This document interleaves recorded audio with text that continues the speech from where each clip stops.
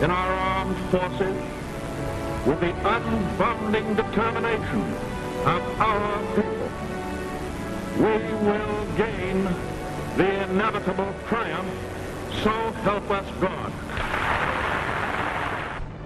Called the greatest generation, at the onset of World War II in America, 16 million brave men and women answered the call to serve their country in the U.S. Armed Forces that defeated Germany and Italy in Europe and Japan in the Pacific region. In World War II, over 400,000 Americans died or were listed as missing in action. Only in the Civil War has there been greater loss of American lives. After Roosevelt was elected president,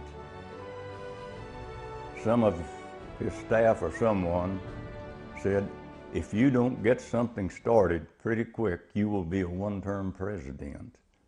And Roosevelt said, if I don't get something going pretty quick, I'll be the last president. When World War II broke out, our entire country worked to work, men, women, and children.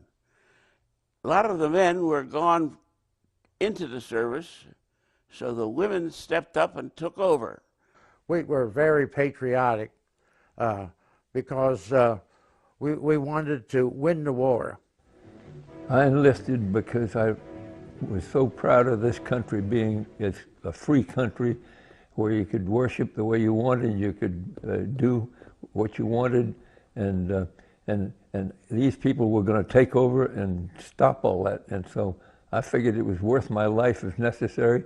And so I really thought I was going to get killed, but I went anyway. War is bad anywhere at any time.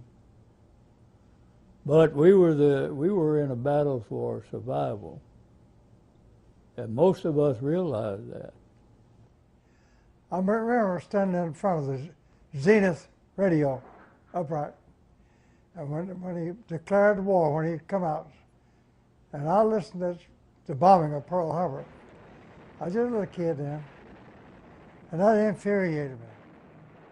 At the dying end of 1943, the leaders of America, Britain, and the Soviet Union had met in Tehran, there to speak for their peoples, collectively to devise the great three-front offensive of 1944.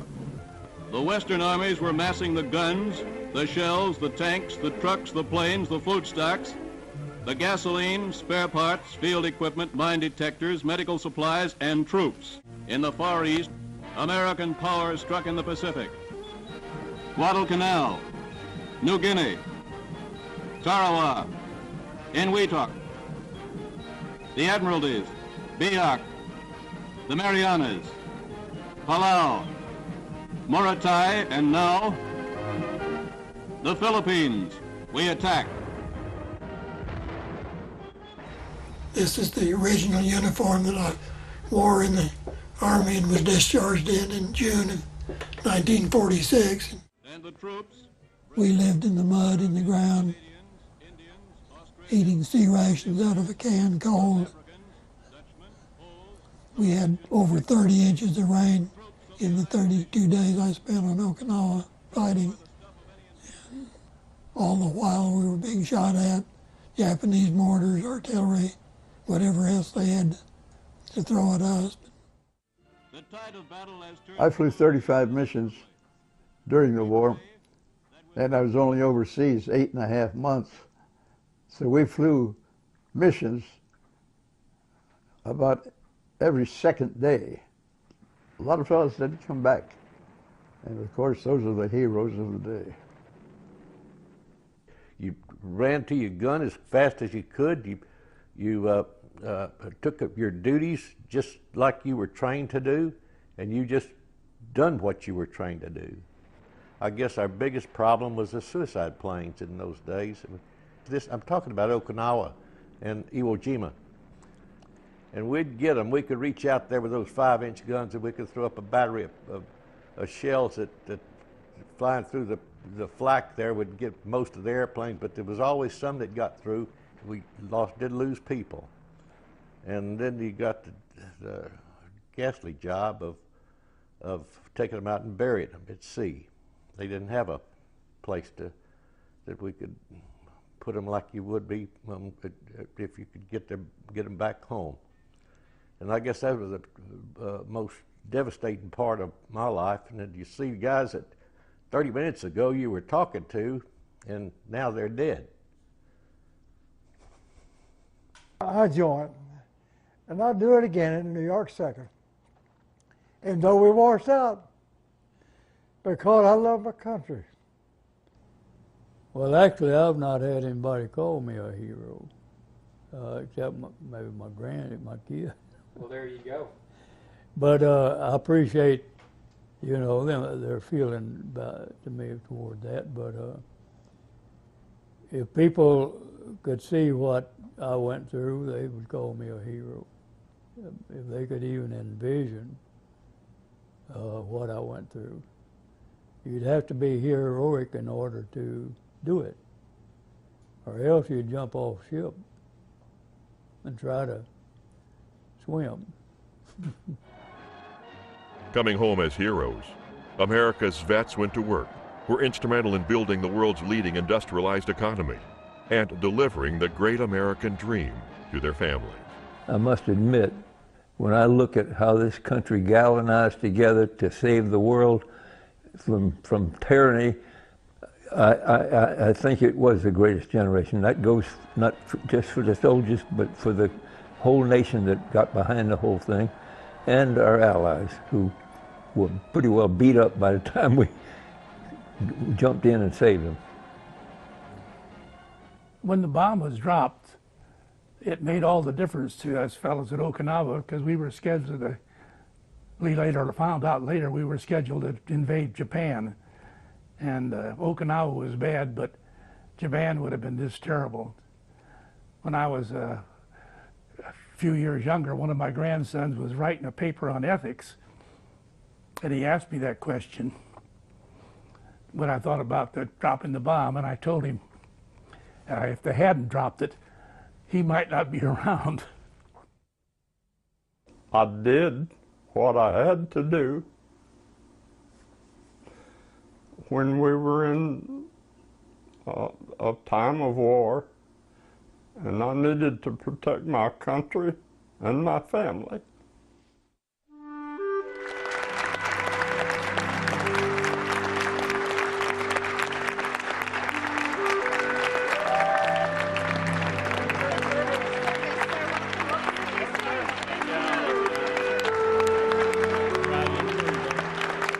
To recognize the sacrifices that our World War II veterans made for the freedom Americans treasure, Honor Flight sends them on a trip of a lifetime, a journey to Washington, D.C. to visit the memorial built in their honor.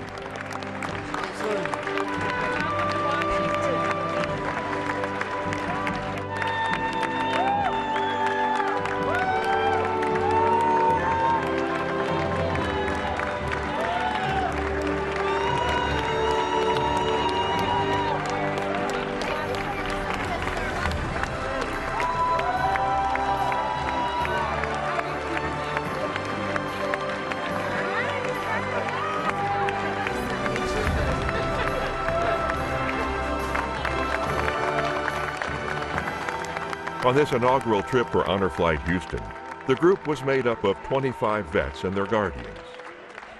Another soon followed. Coming off the plane in Washington, there was hundreds of people to greet us there, which was amazing. And we were down the middle of the aisle there, and they would just clap and holler and scream, and then they'd want to come take your picture, shake your hands, and they couldn't do enough for us.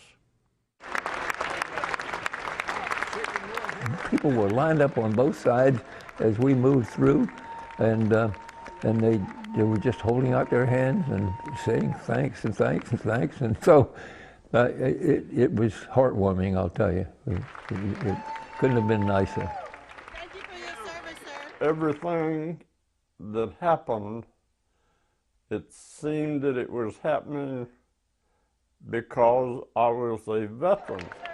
And because I was there and the people were so nice, the Honor Flight attendants, everybody was just great. What did you think about that reception? Oh, that was wonderful. Fantastic. Just fabulous. Unbelievable. You deserve it. Oh, I don't know about that. Oh, yeah. We do. Yeah. I thought it was super. I feel like some kind of a hero or something. You are a hero. Well, we sure appreciate it. You're pretty amazing yourself. Hopefully, I'll have a few more years to remember it. You will. Y'all have a good time? Yes. MacArthur had a famous statement where he says, old soldiers never die, they just fade away. And that's what's happening right now.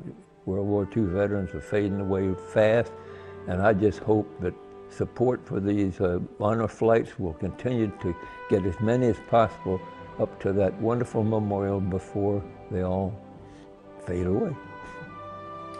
Everything about it is just wonderful, I'll put it that way. And I thank Honor Flight for including me in their flight.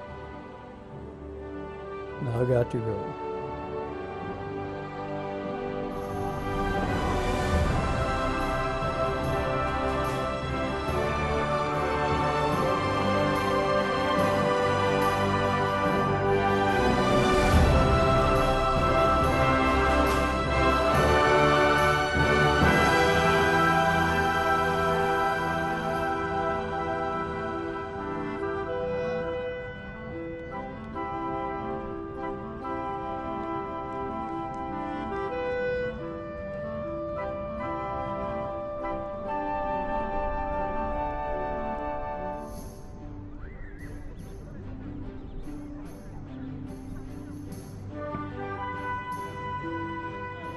You guys remember your serial number? I do. 360-50321. 3834-7027. I guess that's something you never forget. That's right. It's kind of like your marriage. You remember your serial number? 577-2958. I guess you don't forget that. Never stays there. Yeah, something you don't forget. I forget what happened yesterday, but not that.